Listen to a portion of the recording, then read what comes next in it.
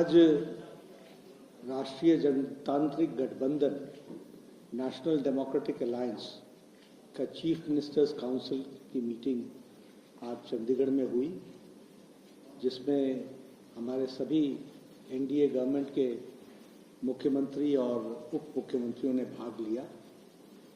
कुल मिलाकर के हम ये कहना चाहते हैं कि प्रधानमंत्री जी ने इस बात पर जोर दिया, बल दिया कि लोगों को गवर्नेंस से उनके समस्याओं का सॉल्यूशन होना चाहिए और जो प्रशासन है उसकी मूल अवधारणा में जो उसकी स्पिरिट है वह इस बात पर निर्भर करती है कि हम लोगों के ग्रीवेंसेस को किस तरीके से रिड्रेसल करते हैं।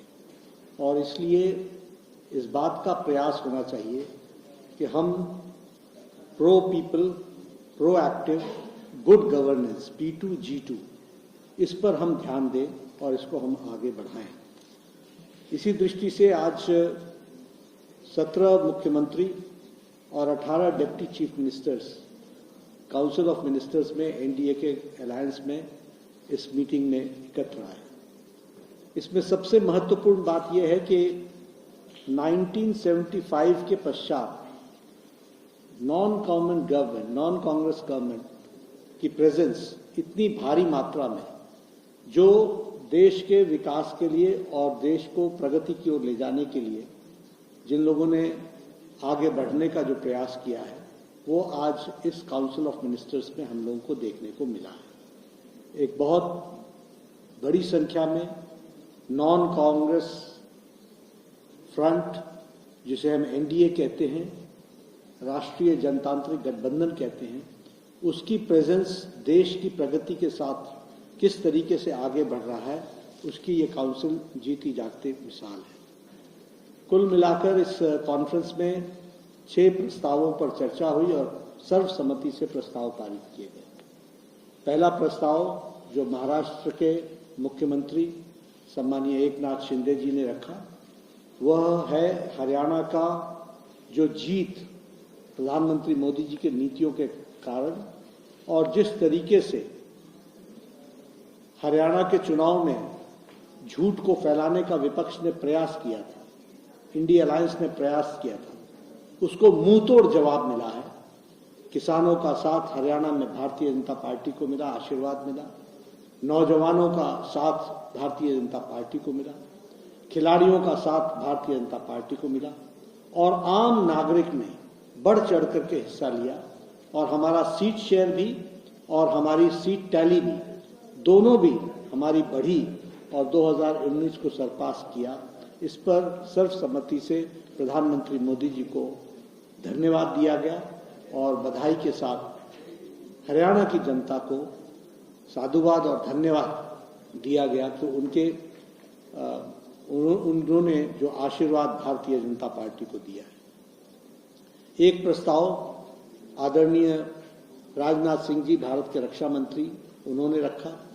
वह प्रस्ताव था कि हम संविधान का अमृत महोत्सव मनाएंगे। 2025 संविधान को लागू हुए 75 साल हो जाएंगे और इसलिए उसमें छोटे बड़े कार्यक्रम मिलाकर हम संविधान वर्ष अमृत महोत्सव बनाएंगे और अमृत वर्ष मनाएंगे और उसके दृष्टि से संविधान की बारीकियों पर किस तरीके से देश में संविधान आगे बढ़ा है और उनके विषयों को जनता को जागृति कराने का काम करेंगे।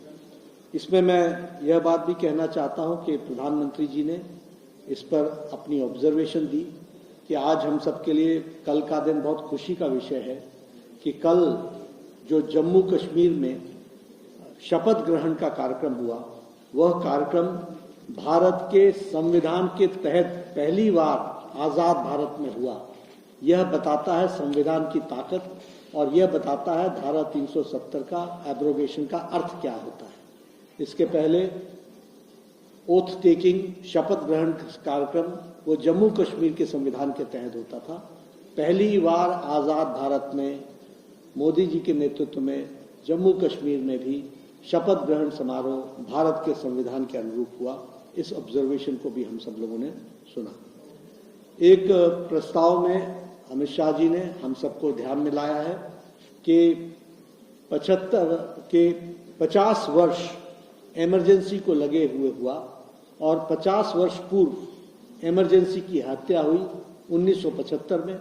2025 में हम जो प्रजातंत्र की हत्या हुई है उसके बारे में भी हम चर्चा करेंगे और ये जो संविधान की हत्या करने वाले लोग हैं उनका भी पर्दाफाश करेंगे और जनता में इस बात को बताएंगे कि किस तरीके से संविधान को कुचलने की उसके मूल धाराओं का गला घोटने का प्रयास हुआ है। इस बात को भी हम रखेंगे और ये प्रस्ताव रखा गया।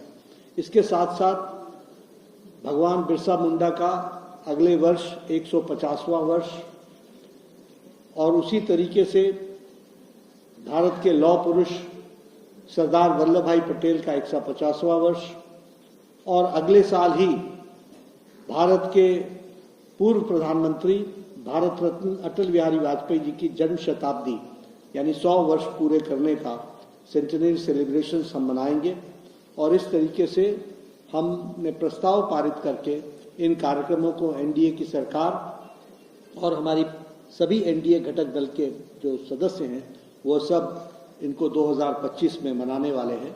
इस रेजोल्यूशन के साथ इस बैठक में चर्चा हुई।